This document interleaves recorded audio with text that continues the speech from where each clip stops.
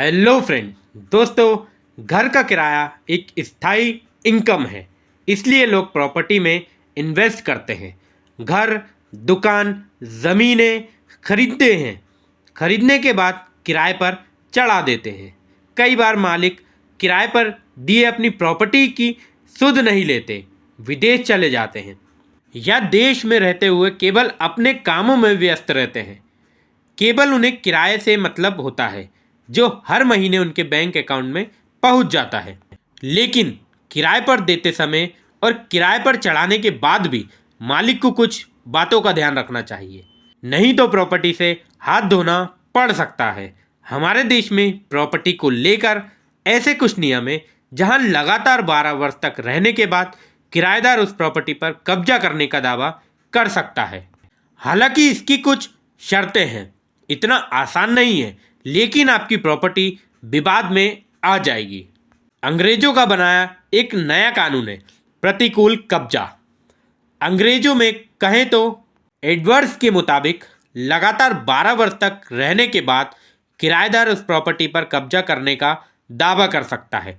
लेकिन इसकी कुछ शर्तें भी हैं, जैसे मकान मालिक ने 12 वर्ष की अवधि में कभी उस कब्जे को लेकर कोई रोक टोक ना की हो, यानी प्रॉपर्टी पर किराएदार का कब्जा लगातार रहा हो, कोई ब्रेक ना हो। किराएदार प्रॉपर्टी डीड, पानी बिल, बिजली बिल जैसी चीजें सबूत के तौर पर पेश कर सकता है।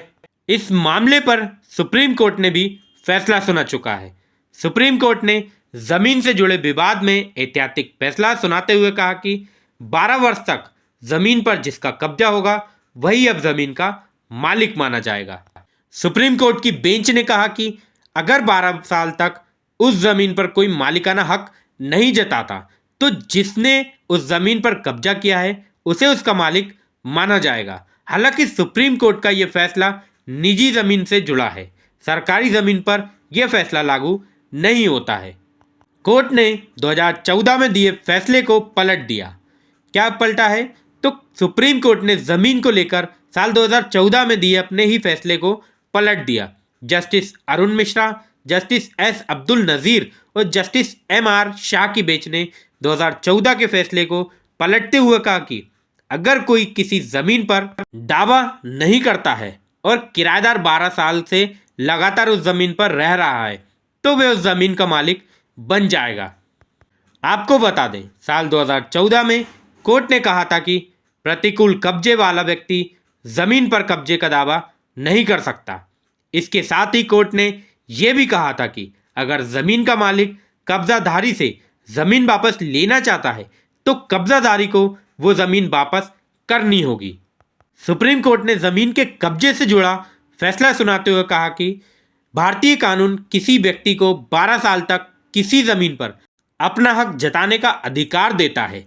अगर कोई जमीन विवादित है, तो व्यक्ति उस पर अपना अधिकार जताते हुए 12 साल के भीतर मुकदमा दायर कर सकता है और अदालत से उसे वापस पा सकता है। बता दें कि लिमिटेशन एक्ट 1963 के तहत निजी जमीन पर मालिकाना हक का दावा करने का जो समय है वो 12 साल है, जबकि सरकारी जमीन पर यह समय 30 साल है। जबरन कब्जे की शिकायत 12 साल के अंदर करनी होगी। सुप्रीम कोर्ट ने अपने फैसले में स्पष्ट किया कि 12 साल तक जमीन पर कब्जा बरकरार रखते और मालिक की ओर से आपत्ति नहीं जताने की स्थिति में वो संपत्ति कब्जा करने वाले व्यक्ति की हो जाएगी। अगर कब्जेदार को जबरन संपत्ति से बेदखल किया जाता है, तो वो 12 साल के भीतर मुकदमा दायर कर सकता है और अपने हितों की रक्षा कर सकता है। सिर्फ वसीयत या पावर ऑफ अटॉर्नी से आप किसी संपत्ति के मालिक नहीं बन सकते। ऐसी स्थिति ना आए, इसके लिए मालिक को निम्न बातों का ध्यान रखना चाहिए। पहला, अपना घर किराए पर देते समय 11 महीने का ही रेंट एग्रीमेंट बनवाएं। हालांकि 11 महीने बाद रिन्यू किया जा सकता है। इसके फायदे ये होगा कि ब्रेक आ जाएगा। ब्रेक आ जाने से किराएदार कब्जा का दावा नहीं कर सकता है। इस तरह से कार्रवाई होती है। तो दोस्तों, मिलते हैं नेक्स्ट वीडियो में किसी नए टॉपिक के साथ। तब तक के लिए जय हिंद, जय भारत।